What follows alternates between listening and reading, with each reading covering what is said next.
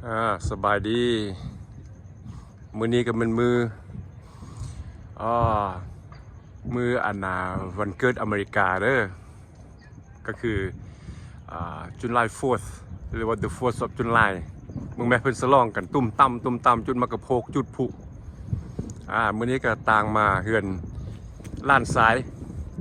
แอนดรูเบิร์ธเดย์เพิ่นมื้อนี้นะเพิ่นเป็นวันเกิดเพิ่นมื้อนี้นะ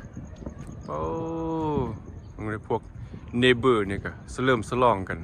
ได้ยินแต่เสียงตุ้มต่ำโอ้ยถ้านั้นพุ่นกัน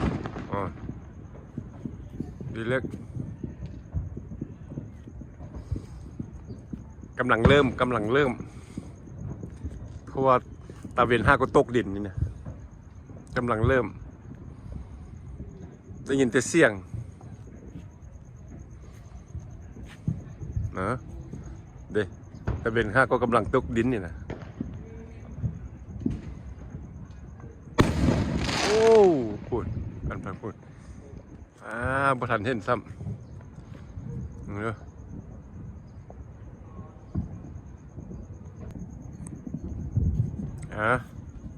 เข้าไปเฮือนเบิร์ธเดย์ก่อนมื้อนี้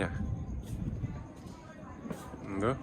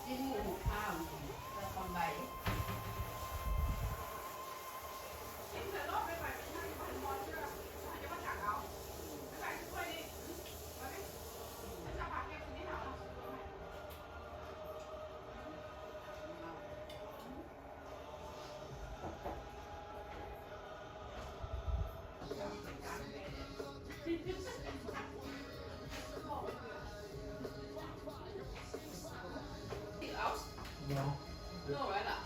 Okay. You try to For a spectacle fantastic stuff. The first two round of 16 games of this World Cup taking place on July 4th. Paraguay and France meeting at Philadelphia stadiums. We've got the walkouts and national anthems for you next.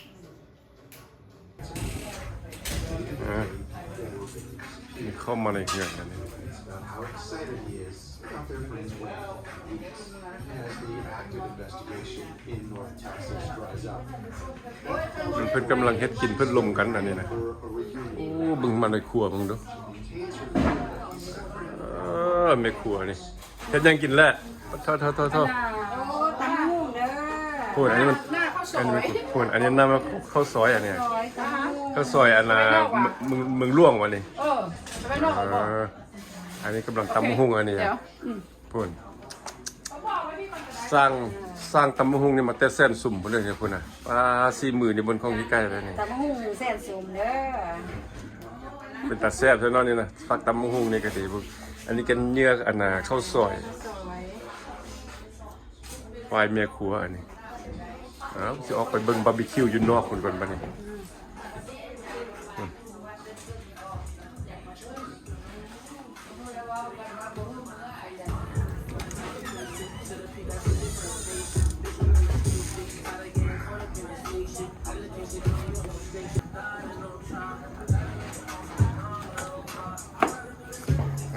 บุ้งบาร์บีคิวดูคนน่ะบุ้งบาร์บีคิวนะคุณบาร์บีคิวปลาหมึกซีน ปลาหมึกใหญ่ ปลาหมึกใหญ่เลยเนี่ยบนปลาหมึกน้อยเลย ธรรมดาเลย ทุกคนยังเป็นทงอยู่บนก็มีไข่มึงรู้อันนี้มันมีมันอยู่ไหนนี่คูลเลอร์เนี่ยไข่มึงดูโอ้แมนจะเบียร์มันจะวายสุดยอดมันเนี่ยมัดคืนแล้วเนี่ย all night long ที่เถอะพี่เพื่อนเฮ้ยเนี่ย For the big boys right there. Here you go. Happy birthday, Andrew. เพื่อนอู้ยพอดีโคตรซับจนลายปุ่มปั๊มไปหมดเลยเอาละหุ่นโอ้ว้าวดูพวกเนเบอร์เพื่อนน่ะขึ้นมากับพวกเพื่อนเริ่มละถ้ากูเริ่มด้วยถ้ากูเริ่มถ้ากูตกดินเนี่ยนะโอ้ดูว้าวว้าวดูวันนี้ผู้ตัวนี้ของพวกนี้น่ามันง่ายเลยนะ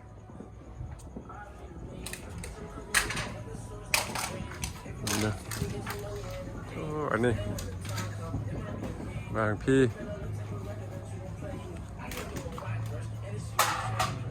ค่าเก็บกระป๋องอันนี้กำลังอันใหม่เลี้ยนกระป๋องอันนั้นนะ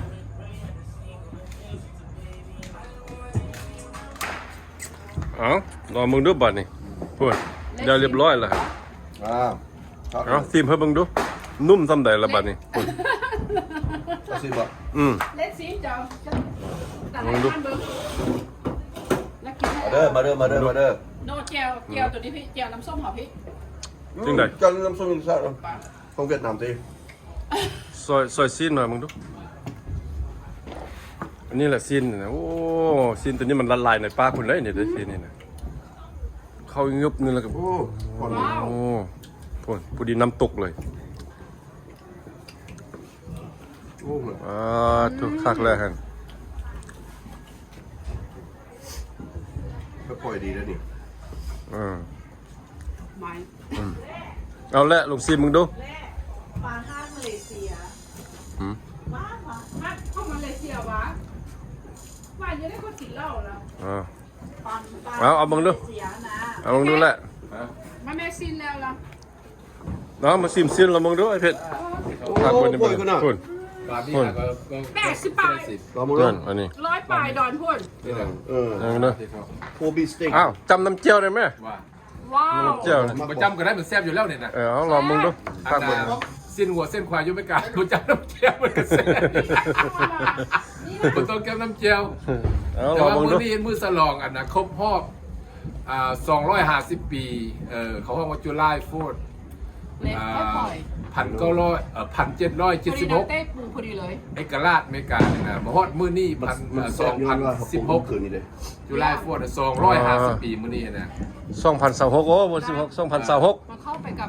2026ครบรอบ250 ปีมื้อนี้นะแล้วแม่นกินว่ายได้แล้วกินซีนนี่มันแซ่บแล้วเนี่ยครบรอบ250 ปีบ่จ้ำแจ่วก็แซ่บแล้วนี่ ว้าว นี่ไหนนุ่มบ่ นุ่ม โอ้เธอสุดยอดนะมึงดูอันนี้ก็สิลองแล้วมึงดู ตาตะพุกก่อน อันนี้จุ่มน้ำเจียวเวียดนามอันเนี้ยอันนี้เจียวลาวอันนี้เจียวลาวเจียวส้มลาวอันนี้เจียวเวียดนามจักหวานนิดนึง อันนี้เนี่ยโคบีสเต็กนะ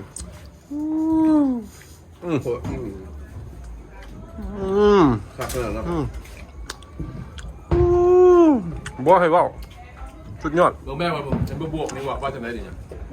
บอกเป็นว่าการ์ดแบล็สอเมริกาเนี่ยไหนบอกบันนี่เสือได้ไหมนี่นะเบิ้งเสืออันนี้แหละ ใส่มาเต็มสุดอันนี้ใส่มาเต็มสุดเลยคุณ ครบรอบ250 ปีนี่บอกเนี่ยเห็นบอกอยู่นี่ 250 1,900เท่าไหร่นี่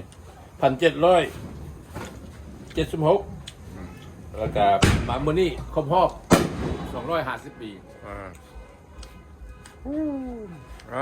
คุณพวกในเบอร์นี่เริ่มสลองกันแล้วจุดมะกระโพกจุดพุตุ่มตำมึงดูต่อบาร์บีคิวนี่ เซ็กรอบ กำลังคลีนอัพอยู่นี่ first round แล้วไปแล้วนี่ second round นี่ ฮอตพอดี เอาเนี่ยวันเต้เป็นคนรับคิว เราเป็นคนเดียวได้ Hey what's wrong with the music now no power Okay, I'm gonna go get my speaker. Hey, what's up? I bought a backup speaker. It's your brother's. Yeah, go charge first. I'm gonna go get speaker. มึงไปหั่นซอยได้สุกแล้วเด้อเนี่ยนะนุ่มดีขนาดนี้นี่หั่นซอยแล้วนี่ลองแล้วสุดยอด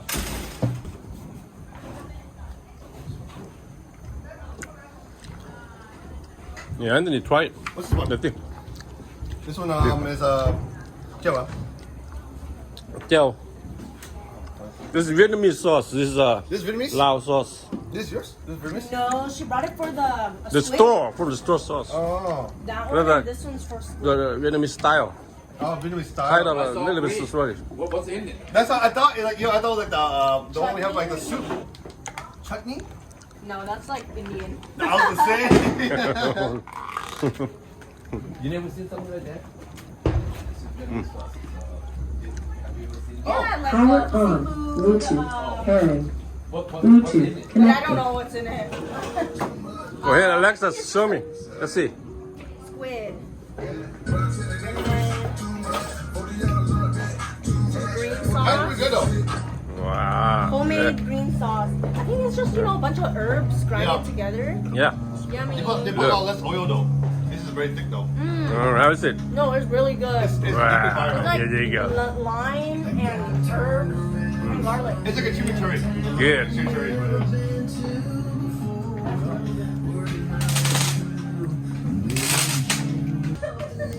โอ้ยมึงดู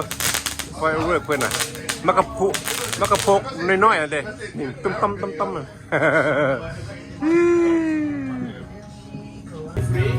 อ่ะ ตะเวนก็ตกดินเรียบร้อยเริ่มมืดแล้วบัดนี้เพลงก็เป็นเพลงมิวสิกคันทรีแล้วได้บัดนี้เข้าบรรยากาศดีได้บัดนี้โอ้ย Oh, we have a radio in there, right? So for the big dog, I went down there. He was playing rock and roll, We're in the right? room together and I put So on I this, like, tasted some YouTube. มากระพูดน้อยๆตับผู้ดีม่วนจุดเดี๋ยวนี้นะมันบ่ตื่นเต้นแล้วก็บ่ดังหลายผู้ดี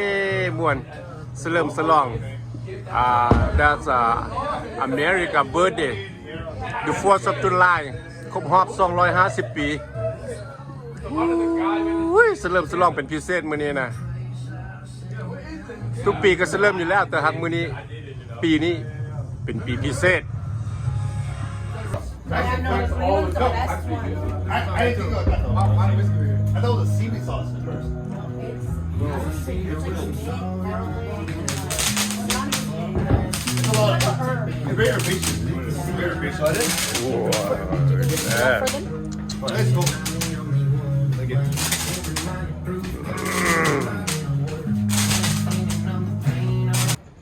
Hả?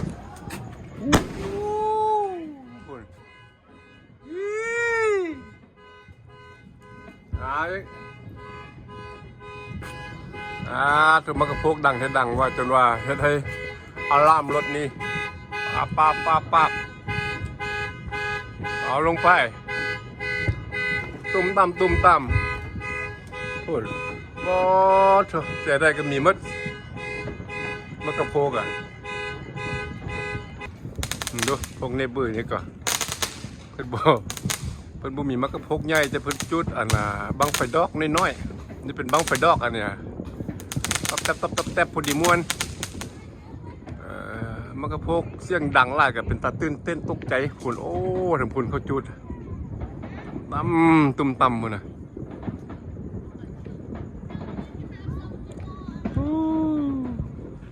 อ่อนสอนเพิ่นมีมักกะโพกตุ่มต่ำใหญ่ๆเด้ทางพุ่นก็ตุ่มต่ำได้ยินแต่เสียง บางเทื่อมันจุดขึ้นก็ถ่ายเอาน้ำบ่ทันงวกไปงวกมาอยู่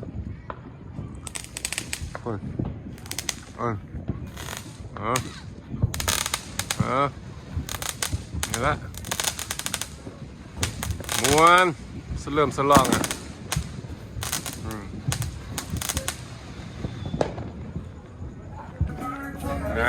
ถูก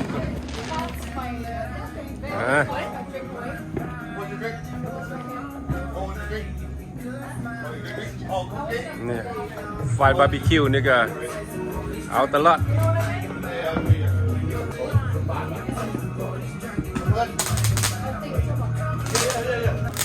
นี่เบอร์นี่ก็ลิ้นดีแท้ๆเลยเพื่อน มักกะโพกน้อยเพื่อนนะบังไฟตอกแตกบังไฟน้อยบังไฟตอกแตกตบแตบโอเค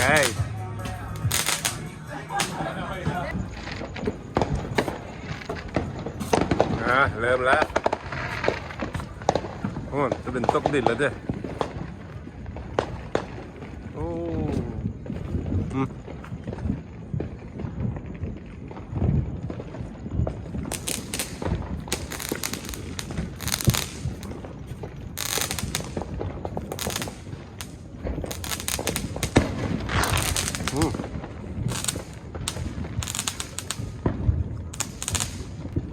พุ่น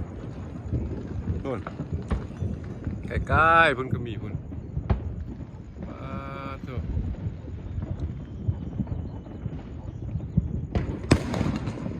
โอ้บอยเป็นเงี้ยเช็ดแต่งตุ้มต่ำว้าวโอ้ฮะ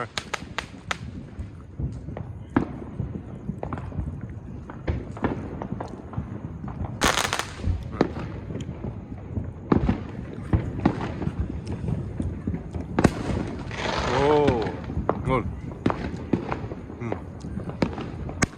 งวกไปงวกมาเอานำบ่ทันนี่นู่น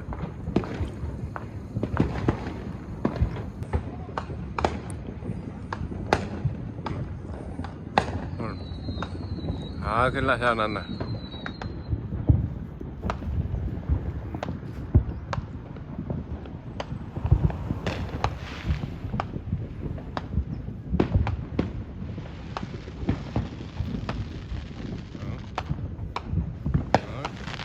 เอาลงไปม้วน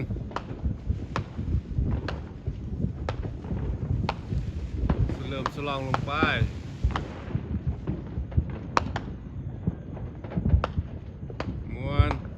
อันนี้ก็เป็นผู้น้อยๆใหญ่พอดีงาม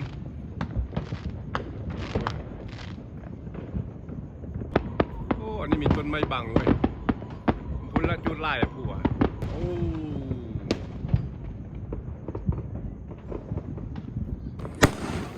ว้าว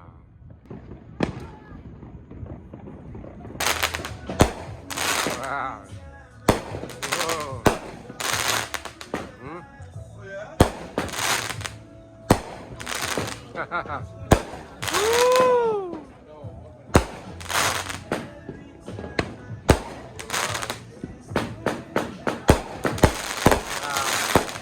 ว้าวโอ้เล่นพวกนี้เบอร์เลยเนี่ย Go! Cheer! Happy 4th! 2, 3, let's go! Happy 4th of July! Let's see who's the winner! Woo-hoo! Here's Mark! Mark, let's go here! Woo! Congratulations! Woo! โอ้แม่เป็นเฟิร์สทำ อันนี้ให้นำเด็กน้อยได้จ้ะโดนกินเมื่อกี้นำเด็กน้อยเมาเกือบตายนี่มันครั้งแรกเลยนี่เลยครั้งแรกคือว่าเพราะนี่เราเป็นดูดเลย เกิดเลยเฮ้ยอย่าให้เดี๋ยวนั้นมาสหายโอ้ยว่าอะไรเสียตกเลยโอ้ทุกโอ้มันก็ซุกอยู่อะไรมันเล่นไม่ได้เป็นย่านใหม่ก็ซุกกินตีนมึงด้วยเป็นยังไงตีนไก่เคยกินตีนบ่เคยกินตีนบ่แต่ว่าตีนไก่อันนี้นะแต่ว่าตีนไก่อยู่อเมริกาอันนี้นะตีนไก่อยู่ใส่หรอกตีนไก่อเมริกามันก็สะอาดอยู่เขาก็ล่างใส่อันน่ะวินิเกอร์เรียบร้อยหมดละมอมเราจะหมักเห็ดปั๊บมันอยู่เลยจะแซ่บอยู่เลยนะมึงดูนี่ไงแซ่บป่ะอ๋อในเรื่องโอเคพวกในเบอร์นี่มีเต็มมากระพงใหญ่ๆด้วยเนี่ยเด้อว้าวเข้ามาทางร่มพุ่นบวกกับอันเพลงลาวได้เลยได้แต่ฮักอันเริ่มสลองวันศาสตร์ของอเมริกาบวกกับเพลงลาวตัวสุดยอดปู้วันนี้นะเพื่อนเอา อันนี้อันน่ะมึงเด้อ ที่อธิบาย ท่านท่านเทศเพิ่นจะอธิบายเรื่องราวของอันน่ะประวัติศาสตร์อเมริกา คนนี้เลเมนต์จุลายโฟร์2026แต่ว่าอันครบรอบ250 ปีที่เป็นอินดิเพนเดนซ์1776มาฮอดมื้อนี้1776ลายโฟร์1776จุลายโฟร์2026มอบ250 ปีมื้อนี้นะคันค่าว่าเทียบใส่ประเทศลาวเอานะ ก็แห้งๆนิดนึงเพราะมันดัง เทียบใส่ประเทศลาวเอานะอันนั้นที่2ท่านวะคันเทียบใส่ประเทศลาวนะอันนี้เฉพาะคนลาวนะพี่น้องคนลาวเอาผู้ใดที่อันน่ะ YouTube ตัวนี้เด้อพี่น้องคนลาวเอาวันเทียบใส่หมายความว่าที่2ท่านวาแหละอันนี้นะอันนี้จุลายโฟร์นี่หมายความว่าเทียบใส่ที่2ท่านวาประเทศลาวเอานี่นะแล้วเป็นครบรอบมัน250 ปีมื้อนี้นะโอเคเอา ขอบใจ remix that. เชียร์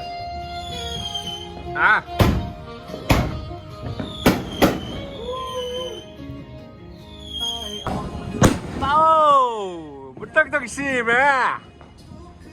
โอ้คากเว้ยว้าวโอ้โหกระเด็นมาฮดพี่ว่ะเริ่มแล้วบานี้เริ่มรัวเข้าไปแล้วเนี่ย Happy birthday อเมริกา พ่นเริ่มรัวขึ้นมาแล้วบานี้ได้ที่ละได้เวลาละพ่นถึงเวลาติดตัวอันนี้ทางหน้าบ้านเลยนะพ่นเรื่องคุณกับแม่เริ่มละบาทเนี่ยคุณละจนทดเที่ยงคืนบนละบาทเนี่ยว้าวอันนี้ก็มันง่ายคุณบอยว้าว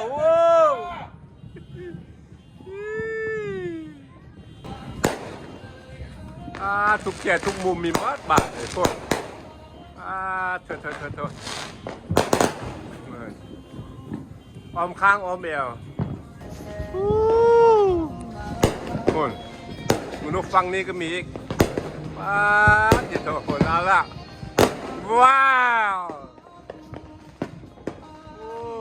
สุดยอดแล้วพวกนี้เปิดรัวขึ้นไปแล้วพวกทั้งยามทั้งเวลาแล้วเฮ้ย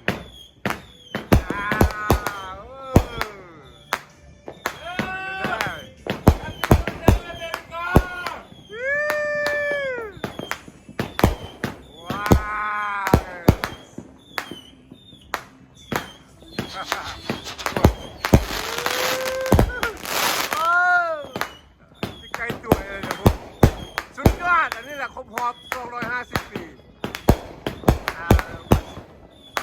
วันเกิดของอเมริกาวันสร้างของอเมริกาเริ่มทดลองเป็นวันพิเศษเลยมื้อนี้นะสุดยอด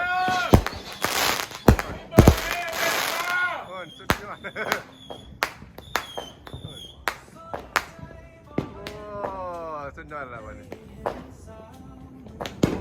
คุณก็มีหมดเลย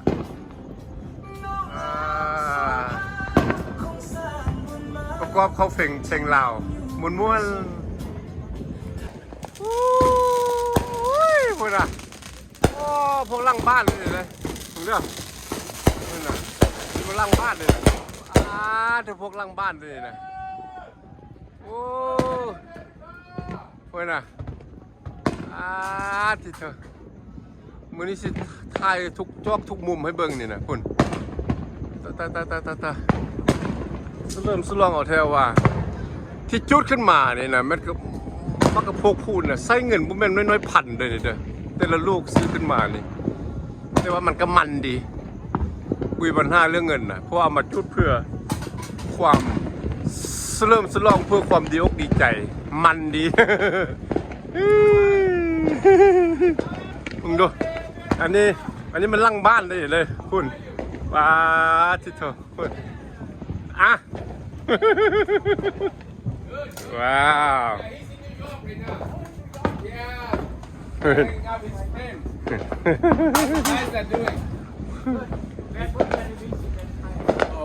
บิ่งดูเบิ่งควันเบิ่งดูกุ้มทีบอุ้ยเบิ่งดูอู้ควันกุ้มทีบอันนี้บ่แม่นควันบาร์บีคิวเด้อนี่พุ่นน่ะอันนี้โพุ่นว่าถั่วทรายบาร์บีคิวของนี้ก็ยังบ่ถ้อยได้นี่เลยพุ่นได้ยังเอาอีกได้นี่ได้โอ้อันนี้มันตื่นร้าวเลยนี่น่ะ3 รอบแล้วเด้อนี่เด้อพุ่นพุ่นเห็นบ่ World Cup อีกเลย โอ้อันนี้สปอนเซอร์ใหญ่เด้สปอนเซอร์ World Cup ได้เลยอันนี้น่ะ Cheers ทุกคนนะเนี่ยบนแล้วเด้อนี่เด้อนี่จะเอารอบ4 รอบ 5 ตอนเล็กได้ยังไงบาร์บีคิวอยู่นี่โอ้เบิ่งเท่าแก่นี่ดูเบิ่งดูอันนี้เท่าแก่เขาห้องว่าอันมาเฟียจีนนี่เด้อโมเล่นโมแมนเด้อเด้อเบิ่งหุ่นนี่คือมาเฟียเนาะเท่าแก่เด้อวนงานไปใส่นี่บ่เท่าแก่นี่เพิ่นก็เสื้อแล้วนี่เท่าแก่นี่คือเว้ยคือแท้ๆแต่ว่าอันน่ะเบิ่งแม่ขนาดเท่าแก่นี่ยอมเสียสละเวลามาบาร์บีคิวให้กินได้มื้อนี้น่ะปกติปะโถเพิ่นสิลงมาอยู่ที่ออฟฟิศเพิ่นได้เท่าแก่นี่ได้ Cheers มาเด้อ มีหยังสิเว้าบ่นี่น่ะ Happy 4th July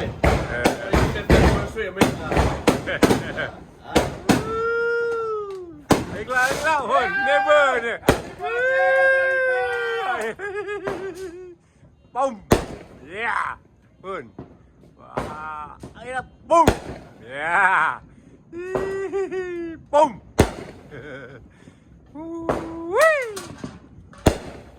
ว้าวปุ้มโอ้ขึ้นเป็นระยะพูดกับแมนเอาอีกเฮ้ยมันมีสิตาลายหนึ่งกองแล้วมาเพราะอ้อมค้างนี่มันมืดเลยคุณโอ้รัวเข้ามาโลดว้าวสุดยอดเลยคุณมันอยู่หน้าเหือนได้เด้อ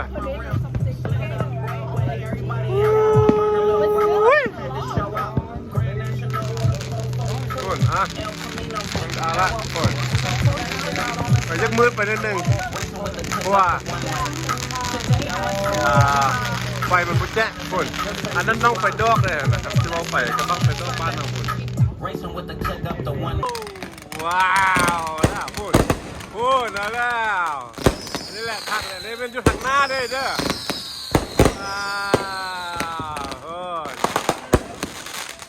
ต้องจังซีมนะมันต้องจังซีมนะว้าวคุณ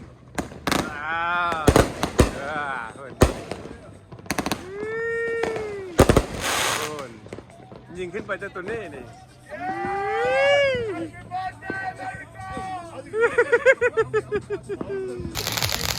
ละรัวเข้าไปแล้วนี่ตอนโมงใกล้ชิมดเวลาแล้วเนี่ยใกล้ชิมดเวลาแล้วก็รัวเข้าไปโลดนี่คุณอันนี้บังไฟดอกแดกตอกแตกโอเครีแลกซ์กับเสียงเพลงบันนี้เอา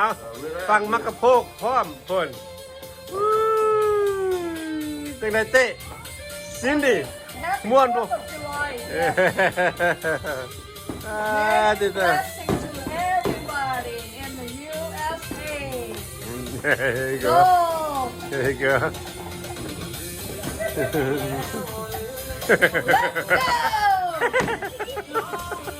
go.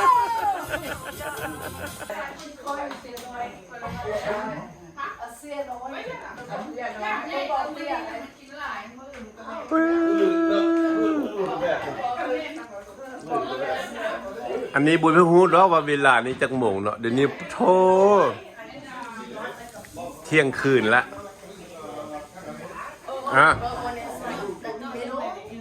อันนี้เข้ามาทางไหนแล้วนะเป็นเวลาที่จะเป่าเค้กได้บัดนี้โอ้บ่มึงเด้อเป่าเค้กอันน่ะล้านไตมันเกิดล้านสายมื้อนี้นะเค้กเพิ่นเกี่ยมพร้อมเป็นอย่างประทันถึงเวลาที่จะเป่าเทีย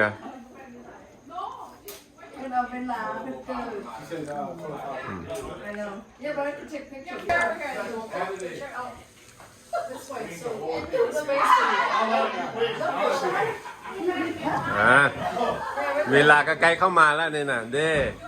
แหนเบอร์เดย์ล้านสายด้วยนี่น่ะปื้อเดแฮนซัมบอยก็ได้นะเข้ามาใกล้เวลาแล้วม่วน Yeah, we're gonna take one way, so here. Oh, I don't like how the Let me see. Wow, 2 cakes. โอเคเฮ้ Andrew, go on the set, move the chair and then go on the โอ center. เค light it up light it up What happened to number 32? You want to move the 31 or chair? 32? Yeah, 31? no, take the chair out this way. You know Why? come out first. Why is 32 then? No, let's go 32. the candle talk about the candle 23. Yeah. The mom put it. No, plus mom Well, let's take it out then. Take out one candle. yeah, Which one? This yellow? Make it 31. 31. If it's 32 to be Okay, answered. so you're gonna be this way. I'll switch it. There. โอ้ 31. มีเค้กทั้งสองอัน แล้วมีอันน่ะมีเทียนนั้นต้องมันซ้ Get this. Look at Okay, what ready? guy is. ำ4อัน เพราะว่า 5. 1, 2, 3. But 3 more minutes then. Go in. ไปนอนบันไดนี่ไปรูปชายไทย Hey, Yeah, let's go. Alexis way. มันก็ somebody you gotta call the name the son name เอ๊ะไม่ใช่เหรอ เด้ออันนั้นจะแฟนเพิ่นได้หันไหนเด้อ Anthony And then go with grandma. Come on now. where's Anthony น่ะอันนี้กับแม่เพิ่นอันนี้นะอันเนี้ยพุ่นปู้อันนี้ก็ลูกชายเพิ่นลูกชายกุ๊กลูกอันลูกชายอันน่ะผู้ที่สองเด้อวันเกิดมื้อนี้หั่นน่ะมันง่ายตัวนี้น่ะวันเกิดอันน่ะ Okay, that line. 4th of July เด้อหั่นน่ะ 1, 2, 3. 1, 2, 3. Okay, grandma, who's Oh, grandma. Yes. Okay, ready? 1, 2, 3. Don't surprise anybody. Come on Alexis you turn on that 1, 2, 3. it's no time yet Okay, Suck let's your go. tummy. Suck my leg. Oh, Suck thanks. your tummy. There you go. Yeah, like that. Okay, ready? 1, 2, 3. Now, Paul. 3. Okay, Uncle Frank get in and everybody. Everybody. Uncle Every, Frank. okay, everybody. Over this way and go No. for the cake. Look, Grandma. Everybody, let her take a picture. Okay, go far. Look. Okay, your friend's calling. Go far. Tell your friend to, Hold up. That's good, Alexis. Thank you. Okay. oh, turn up the fan. Oh yeah, here we I gotta see further Okay. take it easy hold on Wait, we're gonna sing happy birthday first. Okay, let's get one. Happy birthday to you Happy birthday Happy birthday, dear Andrew. Cha, cha, cha. Birthday to you. Wait, make a wish first. Make a wish. make a wish Yeah. there you go all right Happy birthday, Andrew. Happy birthday, Andrew. Okay. Okay. Come on, come. Out. Ready? We're short. Okay. Let me take it in. 1, 2, 3. Stomach. เว็บเข้าได้ I นึง don't have stomach. I don't have stomach. Okay, next. เห็นเด้อ Okay, that's on. Next.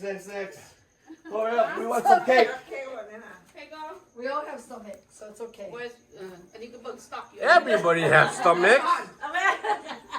Hey. 2 คนนะ So, คนกันมา Now. 1 2 3 Okay หวยแอนตี้เข้าไปทำไมปะเนี่ยเอาเข้าไปแอนตี้ อันนี้เขาก็สอนนี่ เนี่ย 1 2 3 How come the camera doesn't see that much light เด้อ เขาก็สอน sleeping ไม่ 1 2 3 มื่นตาได้ ตาไม่ได้พลาดเราเลยหรอกลักษณะก็เป็นสอนแล้วนะ Let's go Alex let's go โอเค Here you go นานลั่นกันหลับตาลูกเลย โอเค hold on 1 2 3 Cindy I can see your hand ต้องบล็อก Good and do Hey Here you go That's it yeah Hey Alexis you gotta get some back Go ahead Don't be shy America Go ahead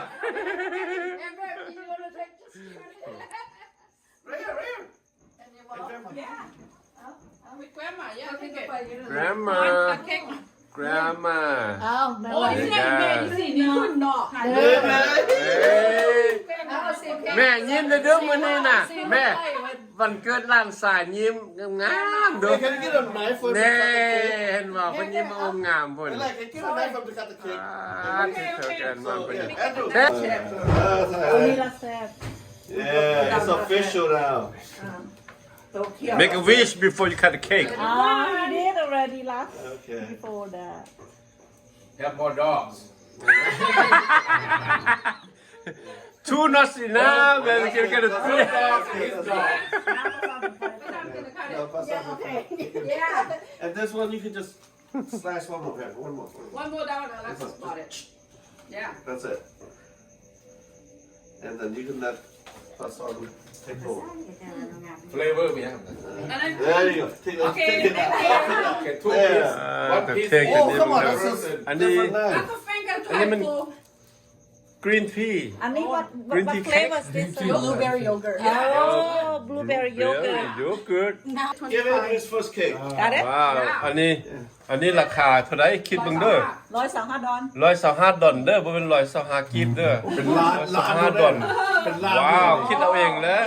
125นี่ก็ ล้านไป คิด เอาตัดให้มัน เด้ ให้มันเบิ่ง ว้าว No, Andrew gets the first มันง่ายเด้อเค้กอันน่ะ Andrew get the green first tea cake นี่น่ะ125ดอลเด้อนี่นะ Kid's first cake. แต่ก็บ่ฮู้จะคิดไรว่าเป็นเงินกีบเท่าใดก็แม่น2ล้านปลาย โอเคจะสตาร์ทน้อยไปนะ ohนี่ there's a 2 pieces right oh okay both yeah yeah you can try both try both โอ้เราถือต้นแก่เป็นแร่เห็นปะ grandma first or อยากแกรมา oh แกรมา what about should we cut บอ both บอกินตัวนี้เนี่ย yeah we can cut Nice say grandma grandma we allow one grandma first yeah first เราไม่ได้ mix แม่กินมึงดูแซ่บบ่แม่ wait for this one อันน่ะวันเกิดอันน่ะวันเกิดของแอนดรูเค้กหั่นน่ะแซ่บบ่กินมึงดู ก็แซ่บแล้วเนาะ ยังบ่ทันกินแซ่บแล้วเนาะว่าซั่นกินก่อนเนาะ Huh? Look, move back, look. แซ่บบ่แม่ แซ่บ อ๋อสุดยอดเด้อคันแม่ว่าแซ่บแล้วสุดยอดแล้วนี่น่ะอ้าวขอบใจให้คำพรร้านแอนดรูดูว่าจังได๋ ขอบใจแน่จู เอาอันนะอีเจสักหนึ่งมาให้เดี๋ยวนะ โอ้ยผู้สาวนี่ก็มาเรียอยู่แก่ผู้เดียวผู้นึงมารักกินขนมพุ่นว้าที่เถอะอันนี้ผู้สาวเด้อเฮ้ยผู้สาวนี่ก็น่าอายเอาแท้มาพูดไปแล้ว